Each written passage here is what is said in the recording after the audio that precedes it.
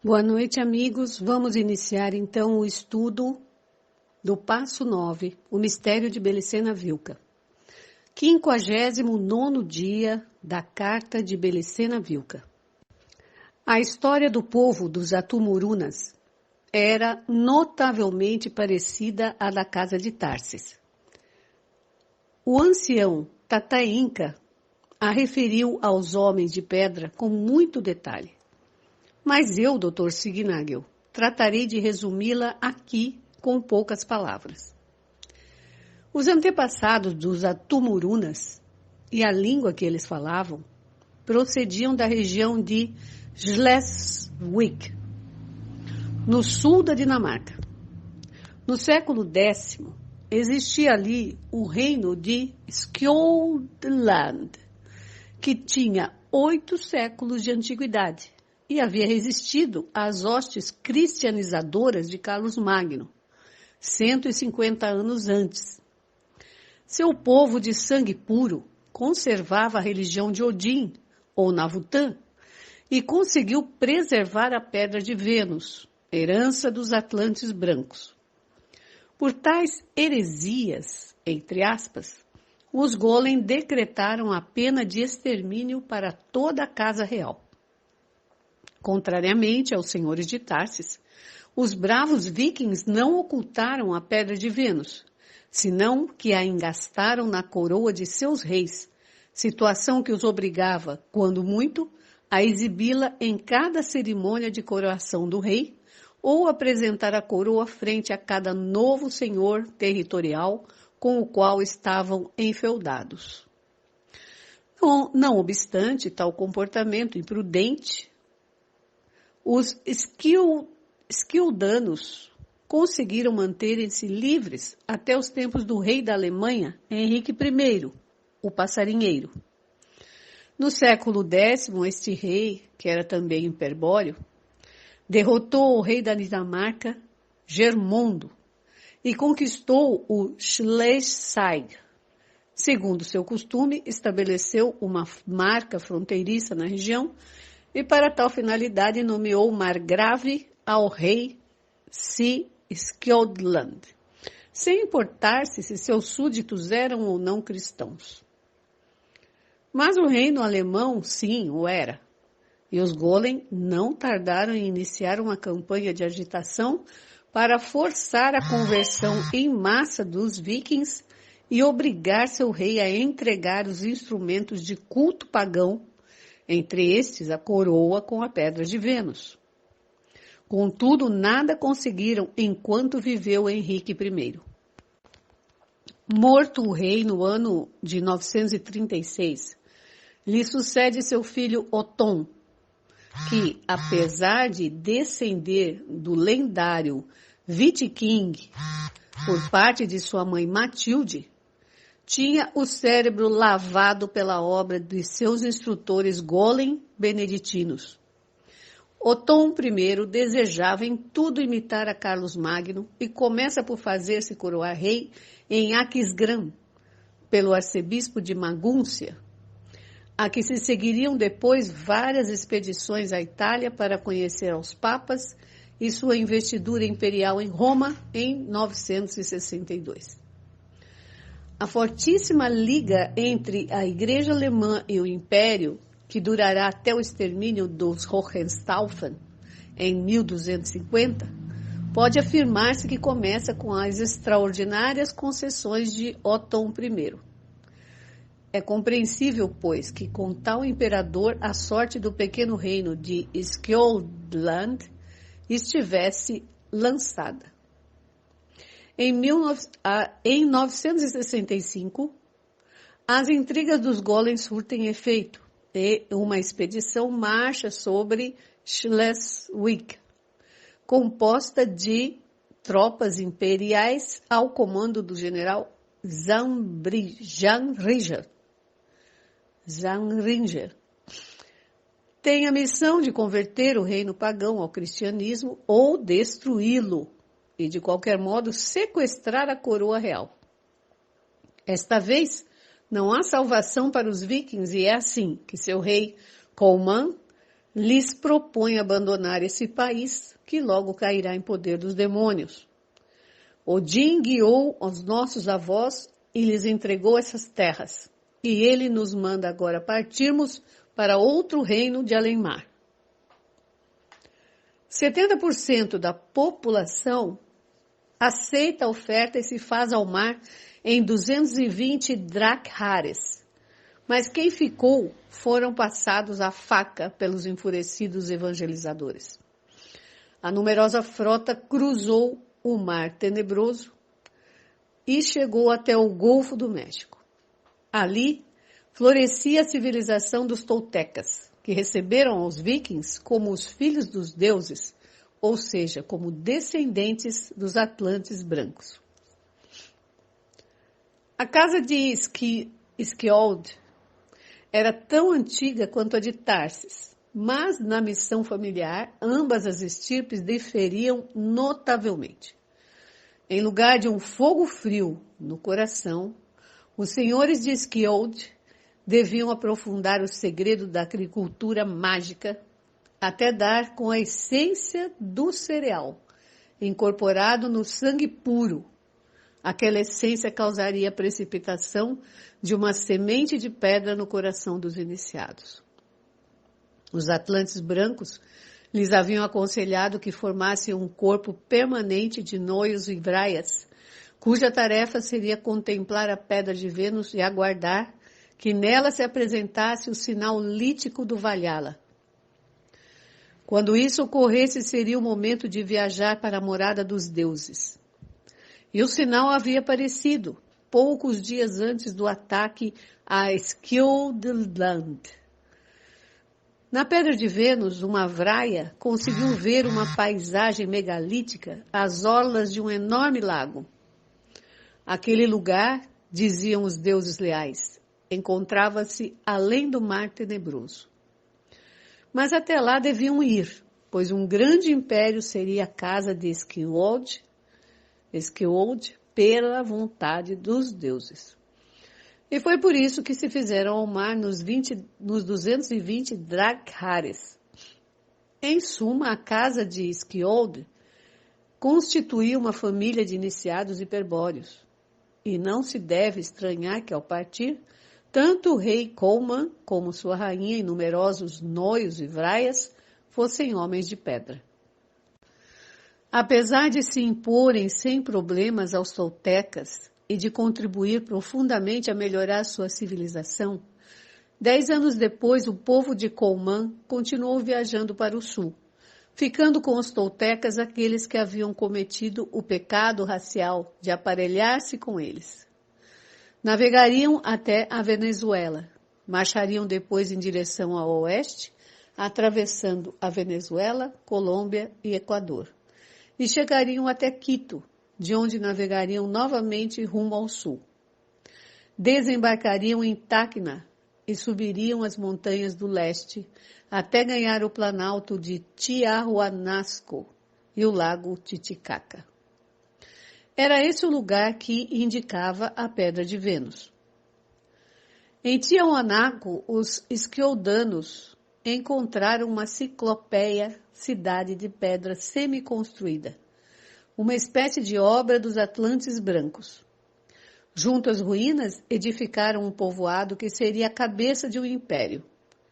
E na Ilha do Sol, levantaram um templo à deidade local, já que eles se haviam apresentado aos colas, aimarais e outros índios como filhos do Sol. O Império Viking de Tiahuanaco prosperou e se expandiu até o século XIV, até que se desatou a segunda parte do drama racial da casa de Skjold.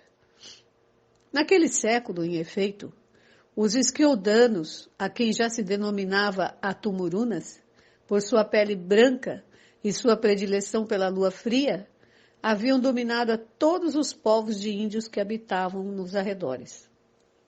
Somente um resistia, e não por seus próprios méritos, senão que os Atumurunas duvidavam entre deixá-los livres e distantes, ou submetê-los à vassalagem e ter de tratar com eles. Esse povo eram os diaguitas, e a apreensão dos Vikings procedia de uma rejeição quase epidérmica, essencial aos costumes e cultura daqueles. O caso era que, se bem a massa de índios pertencesse efetivamente às etnias americanas, a casta nobre sacerdotal que os regia tinha origem mediterrânea, ou, com maior precisão, provinha do Oriente Médio.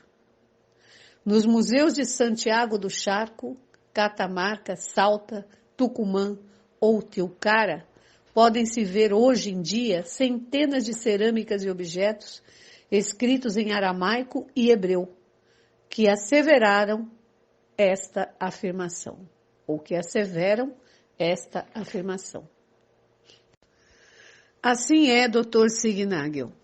A nobreza diaguita ostentava a mais rançosa linhagem hebreia e seus sacerdotes se consideravam como os mais zelosos do pacto cultural e do sacrifício ao Uno. Professavam um ódio mortal contra os vikings e viviam permanentemente hostilizando as fronteiras do império. Mas sempre se os controlou, pelo menos até o fatídico ano de 1315. Nesse ano, um levantamento generalizado de tribos diaguitas se produziram a partir do riacho de Humahuaca até Atacama, no Chile, sem que houvesse um motivo justificado por parte do Império. As notícias que chegavam indicavam que o grande cacique Cari havia recebido dos enviados do deus Uno, Beraj e Birshá, quem os incitaram à guerra contra Tiahuanaco.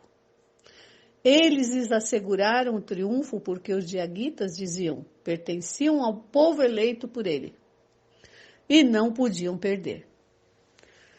Motivados dessa forma, os ferozes indígenas avançaram irresistivelmente sobre os limites do império e sitiaram Tiahuanaco.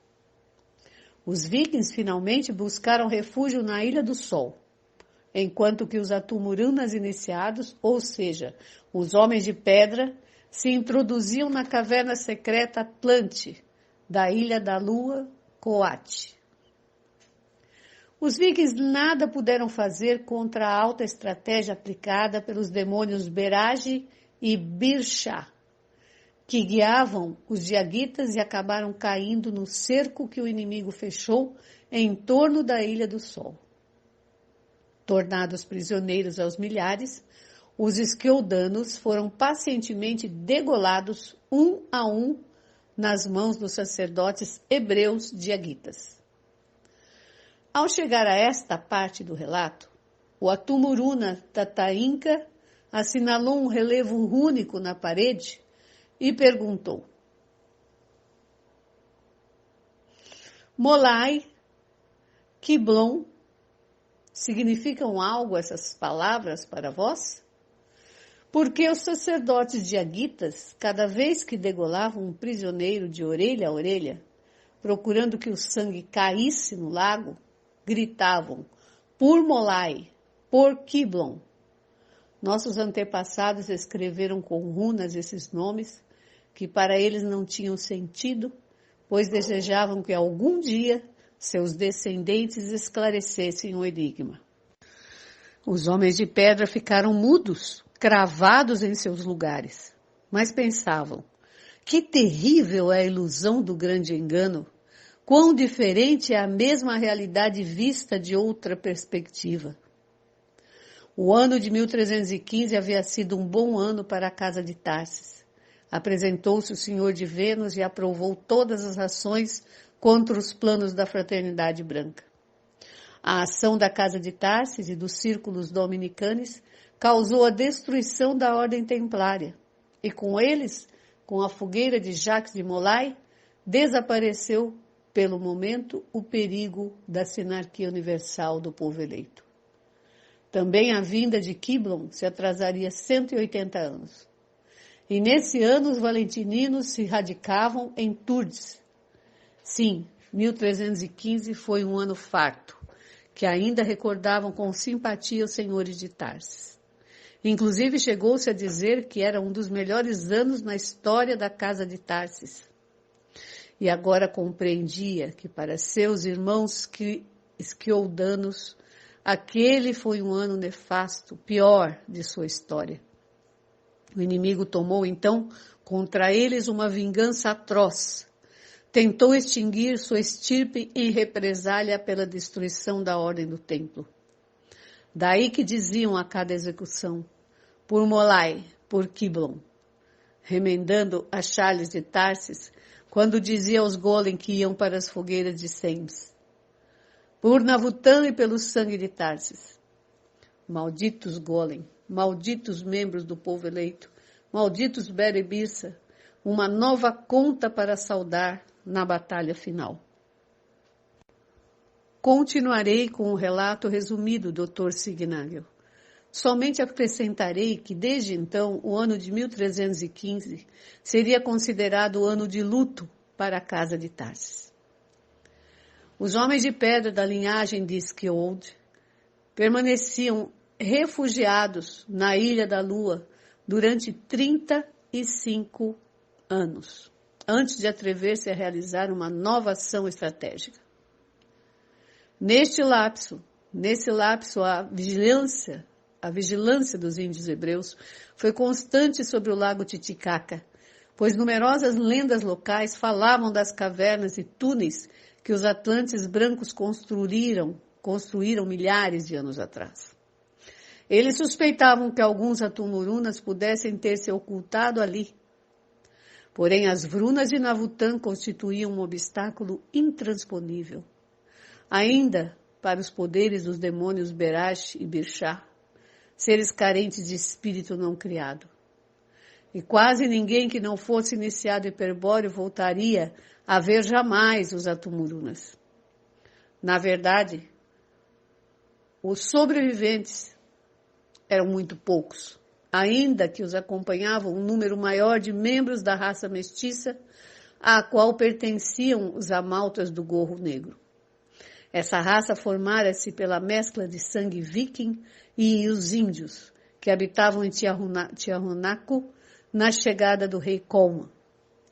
Contudo, não obstante a mestiçagem mencionada, os vikings trataram sempre de conservar o sangue puro e impuseram uma lei pela qual somente eram nobres aqueles que descendessem da linhagem de Skjold. Desse modo, a pertinência à nobreza exigia o casamento entre integrantes da raça conquistadora. Os mestiços, ainda que fossem parentes dos vikings, estavam excluídos da nobreza, mas não do direito de participar do mistério do sangue puro. Vale dizer que os mestiços podiam chegar à iniciação hiperbórea, faculdade que acabou dividindo-os, por sua vez, em iniciados, ou seja, amaltas do gorro negro, e Quilahunas, ou seja, homens lunares ou povo da lua.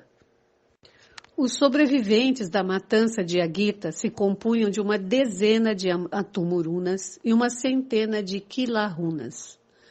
Quando pensavam ter diminuído o perigo, 35 anos depois, os atumurunas decidem ocupar o caminho dos deuses, uma antiquíssima rota do Império Atlântico que ia desde Tiahuanaco até o Mar do Caribe. Numa primeira etapa, expande-se pelo caminho secreto até a altura de Cusco, onde existia uma saída lateral para aquela cidade. É então que decidem enviar 2 iniciados atumurunas para que formem uma nova estirpe real nos povos da região de Cusco, que haviam sido vassalos dos vikings de Tiahuanaco durante séculos. Um dos iniciados era o Inca Manco Cápac, e o outro, sua parelha, ou seu par hiperbóreo, sua esposa e irmã, Mama Oclo. Ambos realizaram sua missão e fundaram uma casta, que durou até o final do Império Inca, à qual pertencia o imperador Atahualpa, o Inca assassinado por Pizarro. Mas, fossem os esforços efetuados, fosse que os descendentes de Manco Cápac somente casavam entre eles, nada puderam fazer os incas de Cusco para evitar a degradação do sangue puro. Em um século, já não surgiam iniciados da família real e os incas dependiam dos amaltas do gorro negro para qualquer ofício esotérico. Mas não concluiu ali a saída dos cusquenhos. A expansão territorial do império os colocou em contato com povos do pacto cultural e sofreu a influência de sacerdotes que transformaram o mistério de Viracocha, ou Navutã, em um mero culto ao Deus Criador. Houve, então, outros amaltas, ou seja, sacerdotes que usurparam a função dos iniciados hiperbóreo. O maior dano nesse sentido foi produzido pela chegada no século XIV de um conjunto de missionários católicos procedentes do Brasil, onde haviam desembarcado depois de cruzar o Atlântico. Guiava-os um sacerdote de forte personalidade, ao que os índios paraguaios deram o nome de Pai Zumi ou Pai Tomé, nome lendário que os posteriores jesuítas das missões, entre aspas, identificaram como o apóstolo São Tomás ou São Tomé. Os incas, em compensação, aceitaram sua pregação e a equipararam com seu deus Tunupa, um dos aspectos de Viracocha. As medidas certeiras que tomou para destruir a religião dos Atumurunas indicam que não havia subido a Cusco por mero acaso, senão que era um enviado da Fraternidade Branca. Aquele sacerdote conseguiu impor o culto da cruz do crucificado, da Mãe de Deus e a Trindade de Deus, crenças que ainda se mantêm mais ou menos deformadas nos tempos da conquista espanhola. Isso foi sem dúvida nefasto para a vitalidade espiritual dos incas, mas o mal maior veio da introdução do sacrifício ritual e da mudança de significado da apacheta. Na época do Império Tiahuanaco, um atumuruna chamado Sinchiruca ensinou aos índios uma variante do culto do fogo frio. Em tal culto, as pedras de apacheta representavam aos grandes antepassados, a Xaxila apacheta, enquanto que um penhasco especial era a pedra fria, possuidora do signo Ruanhui, ou signo da morte. A Rumi Ruanhui estava também no coração do homem, em sua alma, e a ela permanecia preso o espírito não criado. Por isso, a cerimônia tocanca, ao esculpir o acuíco de coca sobre o Rumi Ruayuni, se expressava o desejo da separação do anímico e do espiritual, a transferência do anímico à pedra. Mas, sobretudo, a apacheta era um altar, um lugar alto, consagrado à mãe de Navutã, a deusa Ama, a Virgem de Agartha, a deusa que entregou a semente de cereal aos homens, ou seja, a deusa que os índios conheciam como Pachamama. Quando o índio transitava por um caminho e chegava a uma encruzilhada, depositava uma pedra na apacheta e deixava seu acuíco de coca, ou simplesmente colocava um seixo molhado com sua saliva. A Pachamama, então, matava seu cansaço, destruía sua fadiga, tirava a dor, tudo que é próprio da condição humana, ou seja, libertava o espírito da natureza anímica e orientava o viajante no labirinto de ilusão que refletia a encruzilhada. Mas quando o índio escutava as vrunas de Navutã, a voz de Viracocha, em qualquer lugar que fosse, caía como que fulminado e se dizia que estava apunado com o mal da montanha. Então era o momento de levantar um altar à Pachamama e ali mesmo se depositavam as pedras da apatita. Como disse, a doutrina de Pai Zomé alterou o significado estratégico da apatita, coincidindo nisto com os diaguitas hebreus, que haviam introduzido modificações semelhantes dos territórios conquistados aos Atumurunas. A mudança consistiu em transformar o culto do fogo frio em culto do fogo quente e em identificar a Pachamama como a grande mãe Binah. Converte-se desse modo ao estilo da decadência romana a Apacheta em um altar de deuses domésticos, ou de um Deus supremo, criador do mundo, representado pelo fogo quente, o fogo criador que nunca se extingue, o logo solar, o Sol. E sobre a Apacheta reinava agora uma Pachamama Binah, Mãe Terra, Shakti, matriz criadora das coisas, deusa do amor ao qual convinha sacrificar para interferir ante seu esposo, o Criador Uno. A Apacheta perdeu desde então seu caráter estratégico para a origem e foi, para os Incas de Cusco, um objeto do pacto cultural, um instrumento de idolatria dos sacerdotes da Fraternidade Branca, os novos Amaltas. Tal processo de decadência espiritual resultou catastrófico para os Atumurunas do Lago Titicaca, que igualmente não conseguiram preservar o sangue puro e se enfrentavam dia a dia com o perigo da extinção racial. Sua presença se reduzia agora ao âmbito do caminho dos deuses, ao que terminaram ocupando quase por completo, e a cidade da Lua, na caverna secreta da Ilha da Lua.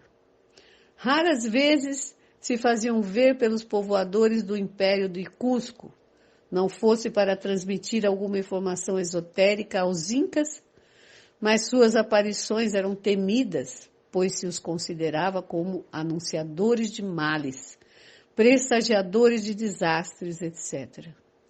Seus enviados, entre aspas, eram os Amaltas do Gorro Negro, que em tão pouco se faziam ver demasiado e inspiravam idêntico temor. Convém esclarecer, Dr. Signagel, que uma vez ocupado o caminho dos deuses, somente foi utilizado para deslocar-se pelos Amaltas do Gorro Negro. Os Atumurunas empregavam em troca um caminho subterrâneo e que atravessava a Cordilheira dos Andes de extremo a extremo, e tinha o mesmo traçado que o caminho dos deuses, ou seja, que se estendia por debaixo deste. Existiam entradas secretas verticais que comunicavam o caminho dos deuses com o túnel da cordilheira, pelos quais apareciam os misteriosos Atumurunas. E segundo confirmam as lendas incas, aquele túnel construído pelos Atlantes brancos possuía veículos de pedra que permitiam viajar a velocidades fantásticas. Finalmente, 2 anos antes da chegada de Francisco Pizarro a Cajamarca, a situação dos Atumurunas tornou-se desesperada.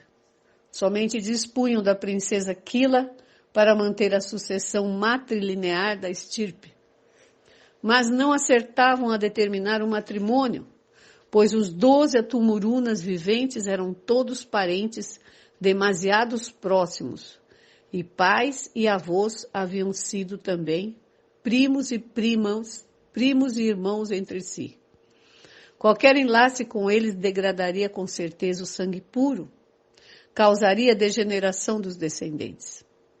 Foi nessas circunstâncias que os nóios observaram um sinal lítico na pedra de Vênus e receberam a visita do deus Cuv.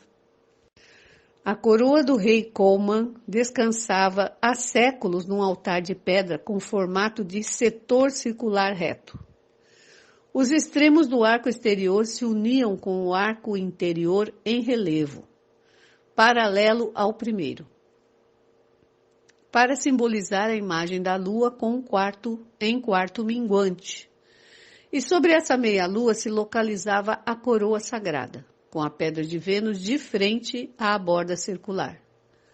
Os nóios sentavam-se normalmente de frente à coroa, alinhando a visão à pedra de Vênus e o vértice do ângulo reto do altar. A diferença do ocorrido com os senhores de Tarsis, talvez a causa da endogamia, Os 12 noios atumurunas foram capazes de projetar o sinal lítico na pedra de Vênus. Reconheceram assim uma paisagem megalítica que, se bem que a milhares de quilômetros do lago Titicaca, não implicava travessias marítimas e selvagens como as protagonizadas pelos iniciados espanhóis. O que se via, em efeito, era uma réplica das rochas do Eisterstein, a montanha sagrada dos germanos, situada no bosque Teutoburger Wald. Em verdade, existem vários Eisterstein no mundo, todos semelhantes ao da Alemanha, e todos possuidores das Vrunas de Navutan. O que se observava na pedra de Valhalla, da coroa do rei Colman, encontrava-se perto do riacho Humahuaca, no atual território da República Argentina, num lugar chamado hoje em dia Vale Magno, ao pé do Cerro Calibur. Disso os atumurunas não tinham dúvidas. O que faltava determinar era o que significavam essas imagens. Acaso teriam de viajar até a Eisterstein Jugenha? Poderia ser. Perto dali, segundo afirmava uma tradição familiar, havia uma entrada secreta que conduzia ao Valhalla, ou Kitaagar, passando pela Porta do Sul. As respostas as ofereciam o deus Kuv. 60º dia. Quando o Senhor de Vênus apareceu pelo ângulo reto do altar de pedra, os 12 atumurunas e a princesa Aquila o viram simultaneamente. Graça e honra, sangue de Skjold. Saudou o Senhor de Vênus, expressando com a sua mão direita o Bala Mudra. Sig Heil, responderam os homens de pedra. Sangue de Skjold, trago-vos a saudação de Votan, o Senhor da Guerra. E também vos trago sua palavra. Prestai atenção, abri bem vossos sentidos, porque apresente a oportunidade única, talvez irrepetível, antes da batalha final. 2 vezes tentou-se destruir vossa estirpe, uma em Skjoldland e outra nas Ilhas do Sol. Sabei, pois, que o inimigo é implacável. Agora vos anuncio um novo perigo de destruição. Mas não se trata do que vos preocupeis. A extinção da estirpe por falta de descendência. Será uma vez mais o punhal sacrificador Uno quem tentará derramar o sangue puro de Skjold. Sim, atumurunas. O grande sacrificador abriu uma porta, pela qual os homens adormecidos se arrojaram sob vossas gargantas. Más e boas notícias vos trago. As más consistem em que o Império Inca de Cusco, dividido pela mesquinhez e loucura de seus reis, será prontamente destruído pelos homens adormecidos que chegarão em hordas incontáveis. Vós deveis fugir de Coate para sempre. Somente atuando com decisão e rapidez no último momento, enviareis um terceiro e definitivo intento de aniquilação da estirpe. E eis aqui as boas notícias. Se obedecerdes eficazmente às ordens, não somente salvareis a estirpe de Skjold, senão que o Senhor da Guerra os tomará em consideração para participar destacadamente na batalha final. E estas são minhas ordens. Desde agora, não intervirei jamais nos pleitos do Império, nem ainda que presencie o inimigo destruí-lo sem piedade. Conservareis a calma até o último instante. Então chegarão os enviados do Senhor da Guerra. Os reconhecereis, pois trarão uma pedra semelhante à da coroa do rei Colman. Com eles virá uma princesa de sangue puro da terra. Ela os será confiada para que a despose um príncipe da casa de Skjold. Sua descendência preservará a estirpe e constituirá a raiz de um poderoso povo no final dos tempos. Mas, em retribuição a Tumurunas, conservareis virgem a princesa Quila, e a lhe entregarei a eles, para que a sua estirpe se prolongue no sangue puro de Esquiold. Eles virão de um país muito distante, tanto quanto aquele de que vós procedeis. Estarão guiados por nós, e cedo ou tarde se aproximarão do caminho dos deuses. Dareis instruções, pois, aos amaltas do Gorro Negro, para que se distribuam nos confins do caminho e os aguardem, e os conduzam a Coate. Os amaltas deverão dar parte aos seiris dos povos locais, de que serão castigados com as penas mais severas, se causarem algum dano aos estrangeiros portadores da pedra. Façam saber que eles, igualmente a vós, são senhores da morte. Huancaveli, Huanyui. Estejam preparados para evacuar Coate depois de chegarem os Huancaveli e tiverdes trocado as princesas. Vós ireis ao vale grande Calibur, ao lugar que haveis visto a pedra da coroa. Ali atravessareis a porta secreta que conduz a um vale protegido pelas runas de Votan, onde forjareis um terrível povo guerreiro que regressará a este mundo nos dias da batalha final. Mas os Huancaveli deverão viajar para o sul, a fortaleza ou Pucara de Tarsi, ou Tafi, onde se encontra o grande menhir de Tarsi, plantado pelos Atlantes brancos há milhares de anos. Sim, Atumurunas, quando nós fundamos uma estirpe, sempre plantamos seu menhir. E somente com o correr das gerações, somente se o sangue se conserva puro, os membros da estirpe se reencontrarão com seu menhir. Isso ocorre a concentrar-se a missão familiar. Por isso vós encontrareis vosso menhir no Vale Grande, e os Huancaveli encontrarão os deles no Vale Tafi. E o inimigo não poderá penetrar nas muralhas estratégicas dos grandes Cromlech, que rodeiam e isolam os menires fundamentais da raça. Os antepassados brancos, os Atlantes brancos, deixaram um povo aos cuidados do menhir de Tarsi, em Tucumã. Eles celebravam o culto do Senhor da Guerra, ao qual chamavam Vultan ou Voltan, em uma apacheta ou altar junto ao menhir. Purihuaca, Vultan, Guanancha, Unanchan, Huanyui. Aqueles guardiões há milhares de anos foram exterminados pelos índios de Aguitas, membros do povo eleito do Deus Criador deste inferno, que habitavam na região. Brindareis, pois, uma escolta aos Huancavilis para que subam sem perigo ao antigo Pucará do Vale Tafi, onde habitarão também até os dias da batalha final. Atumurunas da casa de Esquiold. Disse-vos o quanto tinha a dizer e não convém, por motivos estratégicos, dizer mais nada. Os reitero a saudação de Votan e me despeço até a batalha final. Basta que vos coincidais comigo em outro Kairos. Graça e honra, sangue de Esquiold.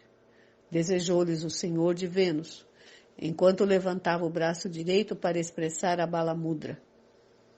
O Balamudra. Sigheil Gotkuv, responderam os Atumurunas, efetuando igualmente o Balamudra, que era a antiga saudação secreta da casa de Esquiold. Os Atumurunas cumpriram ao pé da letra as diretivas do Senhor de Vênus.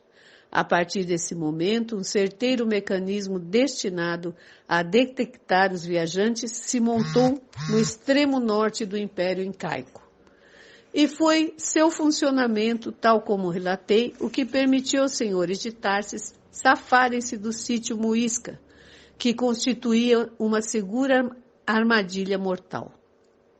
Com a chegada dos senhores de Tarsis a Coate, tornando realidade os anúncios do Senhor de Vênus, concluía o relato de Tata Inca. Na continuação, Lito de Tarsis narrou o melhor que pôde a história da casa de Tarsis, despertando muito interesse nos Atumurunas no conhecimento das manobras assassinas dos imortais Bera e Birsa e a identidade e missão de Kiblon.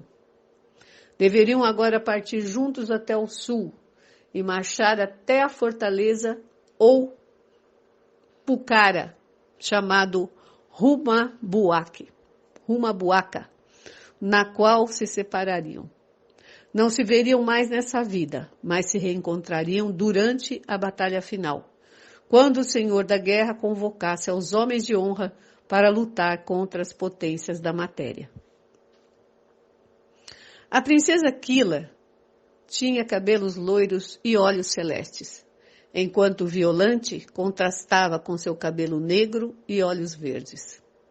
Mas ambas exibiam uma pele branca como a neve.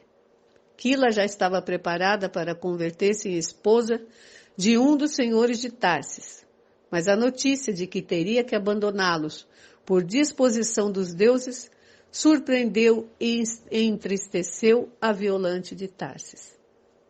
Contudo, não renegou de sua missão, ainda que deixasse claro seu descontentamento. Daí que os dois frades dominicanos decidissem ficar junto a ela e unir seus destinos à estirpe de Esquiold. Com a companhia de seus parentes, Violante poderia suportar melhor a separação. Mas, além disso, Lito de Tarsis ordenou aos 4 catalães que seguissem a sua ama e jamais a abandonassem. Os disse sem rodeios que nunca regressariam à Espanha se cumprissem essas ordens, mas a obedecê-las seriam tratados como integrantes da nobreza pelo povo da lua. Os Atumurunas desejavam levar consigo aos catalães e lhes ofereciam a possibilidade de tomar esposas entre as virgens da lua. A tudo concordaram os bravos soldados espanhóis, a quem entusiasmava a perspectiva de converterem-se em senhores daquele povo misterioso e velar pela segurança de sua rainha, Violante de Tarsis. Chegados a um mútuo acordo, somente faltava pôr-se em marcha e evacuar Coate, dando cumprimento às diretrizes do deus Cuv. Em tais preparativos estavam quando os espiões que permanentemente lhes informavam sobre a situação do Império transmitiram uma notícia que os obrigou a apressar a partida. O capitão Diego de Almagro acabara de sair de Cusco com 500 homens em direção ao sul. Entre Francisco Pizarro e Diego de Almagro havia surgido uma disputa sobre os limites que a cada um correspondia na partilha do Império Inca. Diego de Almagro pretendia que a cidade de Cusco se encontrava em seus domínios. O astuto Pizarro conseguiu dilatar a definição do conflito, persuadindo seu sócio de que existia no sul um país ainda mais rico que o reino dos Incas, um saque que tornaria carente de sentido a discussão sobre Cusco. Foi assim que o iludido Almagro armou aquele poderoso exército e marchou para o sul, disposto a conquistar a cidade dos Césares, Trapalanda ou Elelim. O mesmo pesar, acompanhado de heróica resolução, que os senhores de Tarsis experimentaram ao abandonar a Península Ibérica no barco do Welser, quando a mente voltava para o Elva e revivia os dias de glória na casa de Tarsis, deviam sentir os Atumurunas ao atravessar o lago Titicaca, rumo ao porto de Copacabana, deixando atrás a ilha Coate, onde viveram tantos anos e alcançaram a mais elevada sabedoria hiperbórea. A casa de Esquiold fora poderosa, séculos antes de Tiahuanaco, até que a demente vingança da ordem de Melquisedeque quase extinguira sua estirpe. Então, ao abandonar a região para sempre, os corações dos Atumurunas se estremeciam pelo efeito dos sentimentos encontrados na alma, criada e apegada à história e ao solo, ao tempo e ao espaço. Se desgarrava de dor pelo afastamento definitivo do solo natal.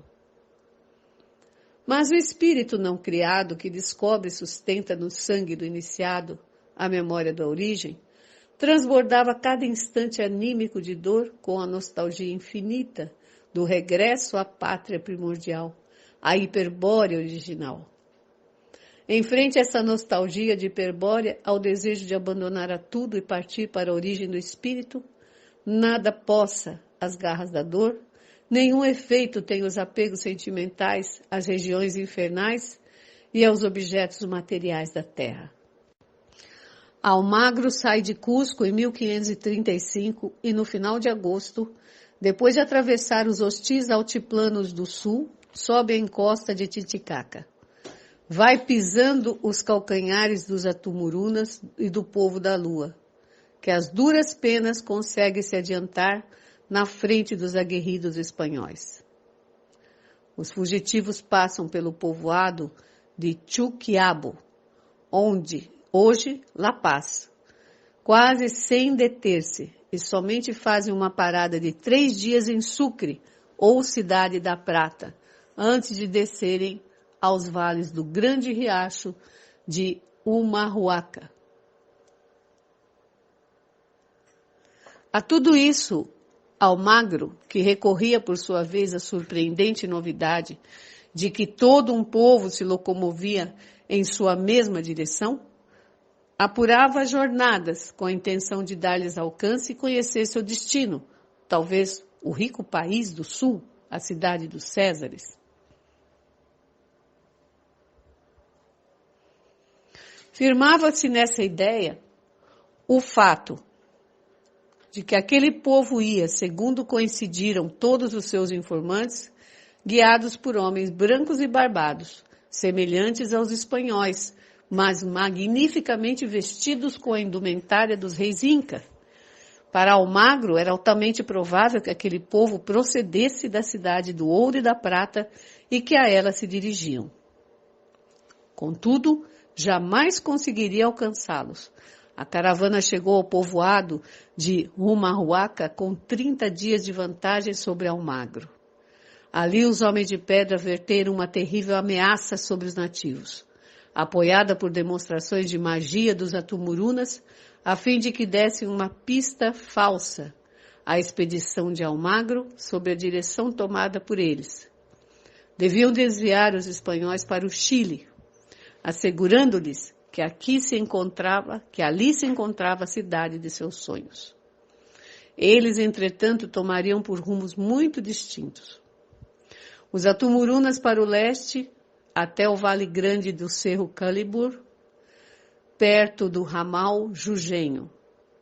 Os senhores de Tarsis continuariam até o sul, até o Pucará de Tilcara, de onde, por oposição estratégica, poderiam orientar-se ao Pucará de Andagala, e deste até o Pucará de Tarsi, seu objetivo.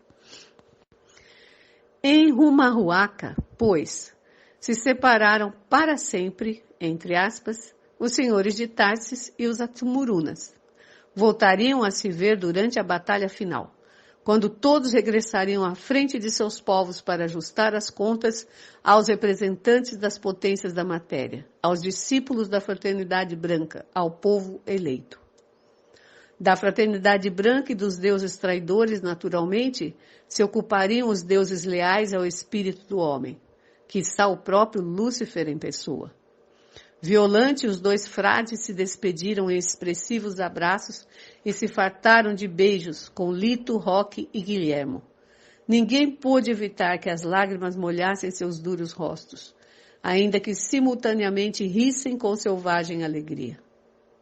As ordens dos deuses se cumpriram e isso era o importante. Por cena semelhante passavam os Atumurunas, que deviam despedir-se de sua única parente, a princesa Kila.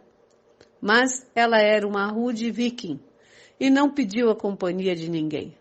Pelo contrário, exigiu que todos seus familiares fossem o quanto antes ao Externstein do Vale Magno, com os senhores de Tarsis para custodiá-los e guardar a Púcara de Tarsi, iriam em troca 50 famílias do povo da lua. Uma semana depois de haver chegado, e no momento em que Almagro se encontrava em Tarija, os viajantes retomaram a marcha. Tudo sucedeu segundo desejavam os senhores de Tarsis. Almagro foi despistado pelos índios, perdeu o rastro dos fugitivos. Depois de uma infrutífera busca em território argentino, passou ao Chile, depois de 10 meses de penosa marcha, comprovando que em nenhuma parte aparecia o rico império descrito por Pizarro. Em setembro de 1536, regressou por fim a Cusco, com suas tropas dizimadas e cansadas de tão inúteis travessias. Consumava-se uma insurreição geral que havia posto sitiada a Cusco e ameaçava com reduzir a um desastre a conquista espanhola. A presença de Diego de Almagro pôs em fuga milhares de índios e salvou de uma morte segura a Francisco e Fernando Pizarro, o que não impediu que este último lhe enviasse a forca em 1538, depois que perdesse a Batalha das Salinas. A guarda dos senhores de Tarsis e da princesa Aquila compunha-se de 5 amaltas do Gorro Negro e 45 quilharunas, com suas famílias. Os amaltas gozavam de grande autoridade no Império Inca e por isso não houve inconvenientes para que as guarnições dos púcaras cumprissem suas ordens.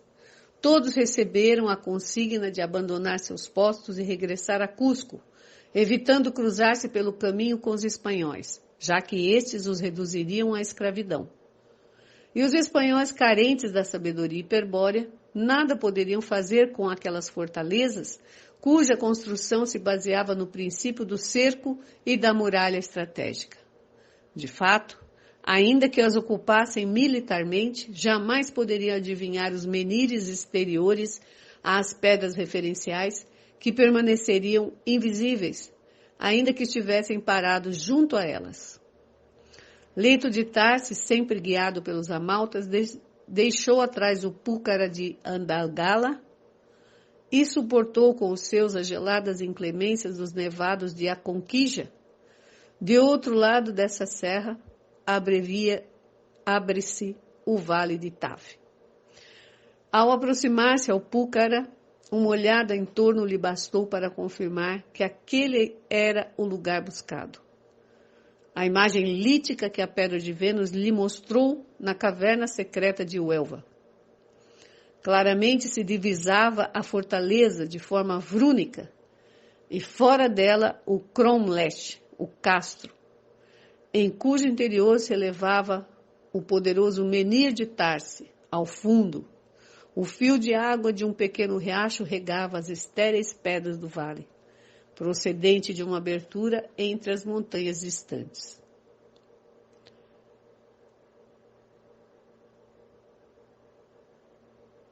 Os recém-chegados ocuparam a praça e começaram a preparar uma eventual defesa mágica. Projetariam sobre a muralha de pedra o princípio do cerco, e sobre ele plasmariam uma das Vrunas de Navutã. Obteriam assim a muralha estratégica, invulnerável frente à estratégia espacial e temporal dos espanhóis adormecidos. Depois realizariam uma oposição estratégica contra a pedra referencial, contra o menhir de Tarse, e toda a área se tornaria culturalmente invisível. Então nunca poderiam ser descobertos pelos homens adormecidos. Como conseguir que tal proteção fosse permanente? Praticando a agricultura mágica, herança dos Atlantes brancos, na área exterior da muralha estratégica. Ao germinar, crescer e amadurecer, as sementes cuja informação genética foi alterada pelo poder transmutador do espírito não criado, não respondem ao seu fim arquetípico, ao modelo que se encontra no céu atual, senão a um paradigma próprio de outro céu, a um molde de outro mundo. E esse céu desconhecido é o que rege o microclima da praça liberada, sustentando-a fora do alcance visual ou físico do inimigo. Tais precauções não eram demais, pois, Se bem que Diego de Almagro não representasse perigo algum e obteve o triste fim que mencionei, 8 anos mais tarde se apresentaria outro inimigo que viria com a intenção manifesta de localizar o refúgio dos senhores de Tarsis. Em 1543, em efeito, o governador do Peru, Cristóvão Vaca de Castro, sabedor da infrutífera perseguição levada a cabo por Almagro, decide tentar melhor sorte mediante uma nova expedição. Oficialmente, tentaria explorar e ocupar o território de Tucumã. Mas, secretamente, o objetivo principal consistia na busca dos outros brancos e da cidade dos Césares. O homem de confiança de Vaca de Castro é o capitão Diego de Rojas, espanhol de Burgos, que participara na conquista de Nicarágua e encontrava-se então em La Plata, ou Sucre. Desde 1542 até 1543 se prepara a expedição, que ao final somente contaria com 200 homens, ainda que bem apetrechados, e recolhem dados sobre os povos do Riacho de Huanhuaca e o país de Tucumã.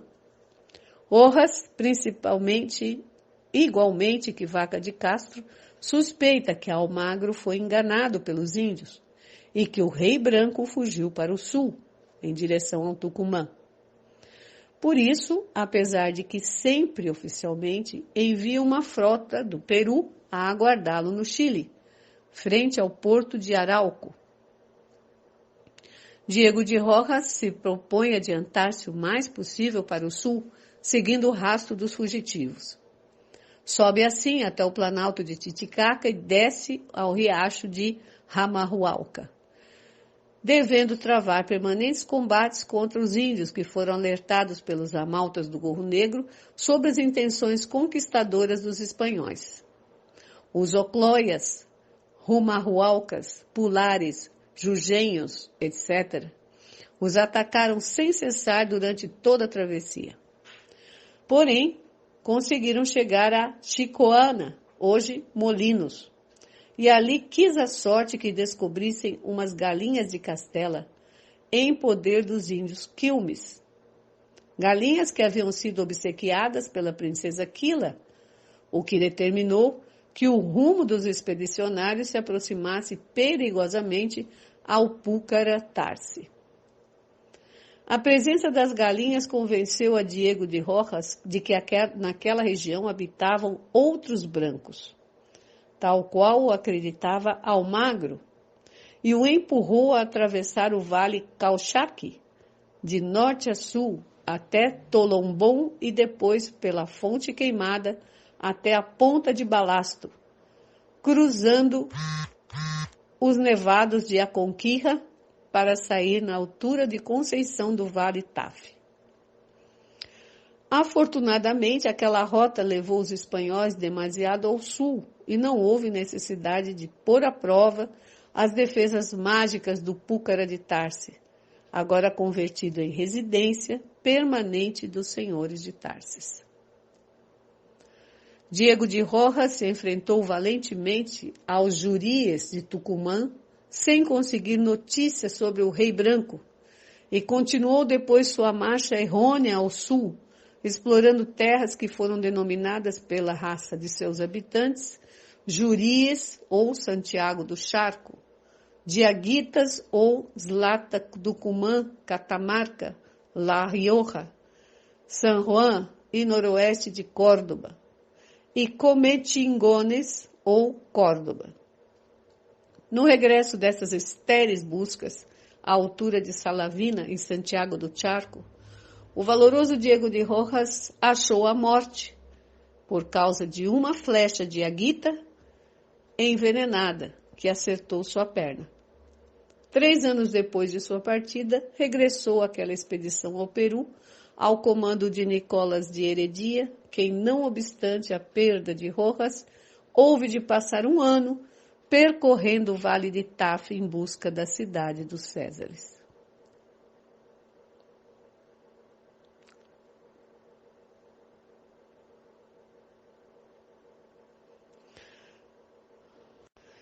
Logo se realiza outra tentativa em 1549, quando Juan Núñez del Prado se dirige a Tucumã com 70 homens, alguns deles golem.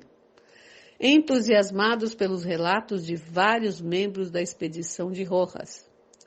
Tampouco achariam a cidade dos Césares ou a Púcara de Tarsis. Durante 20 anos, desde a excursão de Diego de Rojas até a vinda a Tucumã de Francisco de Aguirre, se realizam em vão tentativas semelhantes, que, no entanto, têm a virtude de ir enchendo a região de povoados e cidades espanholas. São Miguel de Tucumã é fundada em 29 de setembro de 1565 por Diego de Villarroel, sobrinho de Francisco Aguirre. Igualmente, El Barco, hoje Santiago de Charco, São Miguel de Tucumã, mudou seu assentamento original em 1680 por obra do governador Fernando Mendoza Mate de Luna e com autorização do rei Carlos II. O progresso econômico da província, não baseado no ouro e na prata que buscavam os primitivos exploradores, mas na exploração da terra e na escravidão dos índios, fez esquecer logo as histórias da cidade dos Césares e a existência do Rei Branco. Em torno do Púcara de Tarsi surgiu um povoado habitado pelos descendentes dos Quilaruna, mas a fortaleza jamais foi descoberta pelos espanhóis, nem por posteriores governantes crioulos. Em seu lugar se estabeleceu uma enorme chácara, que continha o invisível Púcara e que finalmente, legalizada pelos netos de Lito de Tarsis, que se infiltraram no governo e compraram as capitulações com o bom ouro inca que conservavam desde sua estadia em Coate.